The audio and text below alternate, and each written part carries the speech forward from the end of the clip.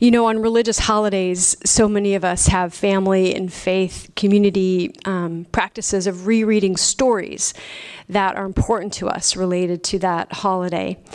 And on the 4th of July or Independence Day, I'm sure some of you join me in rereading the Declaration of Independence. Raise your hand if you do that. Come on, geeks, unite. Okay, all right. And then on Martin Luther King Day, I know for sure that many of us reread selections from his writings and speeches. And for me, every year that includes a letter from a Birmingham jail, and I've been to the mountaintop, which was, of course, Dr. King's final speech. I also had the chance this year to, along with other Tulsans at Boston Avenue, to experience our student, she's a student at Langston, but a Tulsa student, Rishala Page Tucker, who beautifully presented the I Have a Dream speech that night, and also was able to hear the keynote address from the Reverend Dr. M.C. Potter, who highlighted many of Dr. King's poignant and powerful words.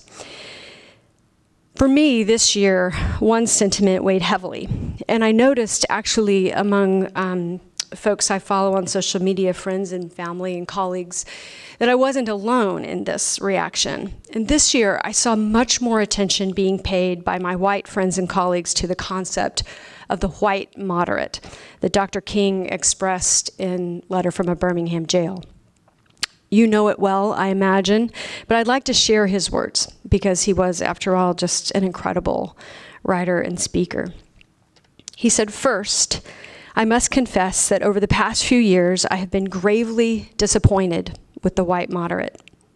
I have almost reached the regrettable conclusion that the Negro's great stumbling block in his stride toward freedom is not the White Citizens Council or the Ku Klux Klaner, but the white moderate, who is more devoted to order than to justice, who prefers a negative peace, which is the absence of tension, to a positive peace, which is the presence of justice, who constantly says, I agree with you in the goal you seek, but I cannot agree with your methods of direct action, who paternalistically believes he can set the timetable for another man's freedom, who lives by a mythical concept of time and who constantly advises the Negro to wait for a more convenient season. Shallow understanding from people of goodwill is more frustrating than absolute misunderstanding from people of ill will. Lukewarm acceptance is much more bewildering than outright rejection." His words raise, of course, the importance of urgency, the inevitability of disruption that comes with change, the need for those of us who are not people of color to be vocal and active in seeking racial justice for our black and brown brothers and sisters. And this weighed even more heavily on me this year, than in previous readings. And I noticed that I wasn't alone in that. So why?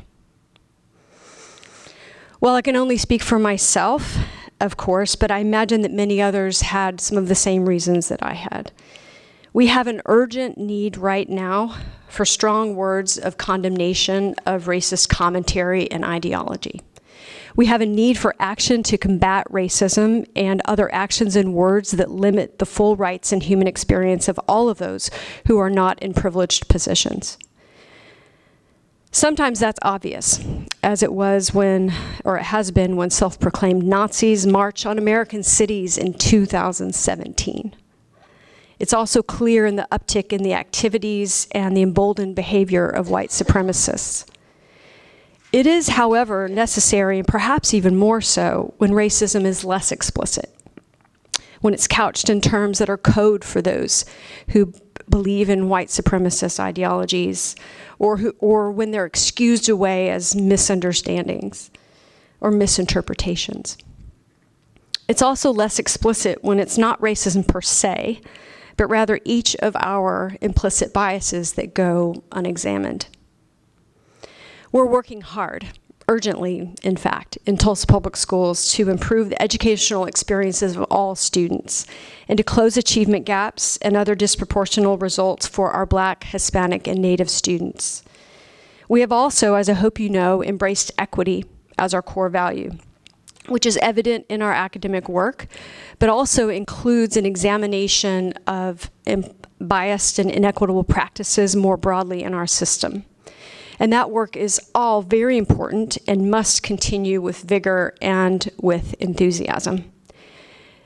But it isn't enough to work for improvement in educational outcomes. And it isn't enough to examine systemic racism in our system. It also isn't enough to understand and work on our own implicit biases. While it all matters, it isn't enough. We have to actively fight racism. We must stand up. We must speak out. We must vote. We must confront. We must march, and we must make change. Tonight, I want to publicly declare my own recommitment to this work. I will fight racism. I will fight racism in all its forms. The future of our beautiful, diverse country, which, even with the contradictions of action that created wealth on the backs of so many, was fundamentally built upon a foundation of equal rights for all, and we must make that true. All across this city, this country and the world for that matter, children of all ages are watching.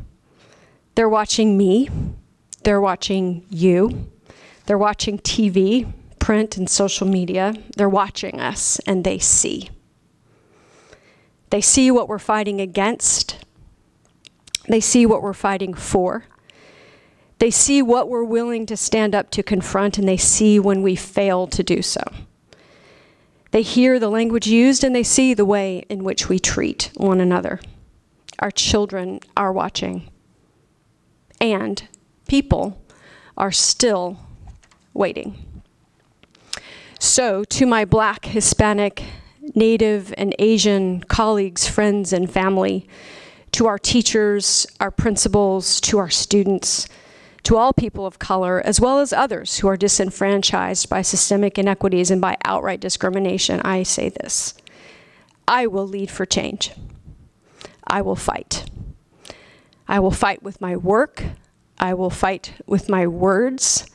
And if necessary, I will fight by whatever means necessary to combat those who want to keep you from experiencing your full rights as an American and as a human being.